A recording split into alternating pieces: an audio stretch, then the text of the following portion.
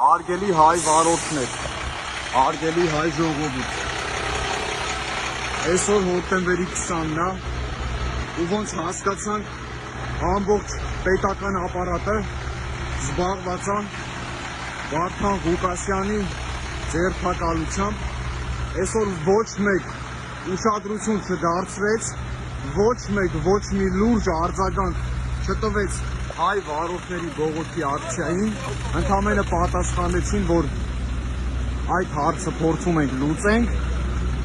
բայց այդ պատասխանը մենք մի շաբաթ առաջ ենք ստացել, ուրեմն ոնց խոստացել էինք բոլոր հայ վարորդներով, միջնորդ լոգիստիկ ընկերություններով, որ եթե այսօր մեր հարցին դրական պատասխան չեղավ, մենք փակելու ենք Բագրատաշենի անցակետը։ Այս պահի դրությամբ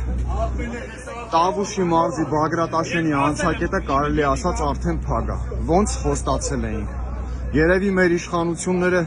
ուշադրություն չեն դարձնում հարցի լրջությանը, զբաղված են կամ լայվերով, կամ ստատուսներով, կամ էլ հեծանիվ քշելով։ Մեր հորդորն է պարոն վարչապետին, որ մաքսիմալ ուշադրություն դարձնի այս խնդրանքին։ Բոլոր լրագրողներին խնդրում ենք տարածել այս տեսանյութը, հենց այս պահին նոյեմբերյան այրում խաչմերուկը արդեն կատվածահար եղած է,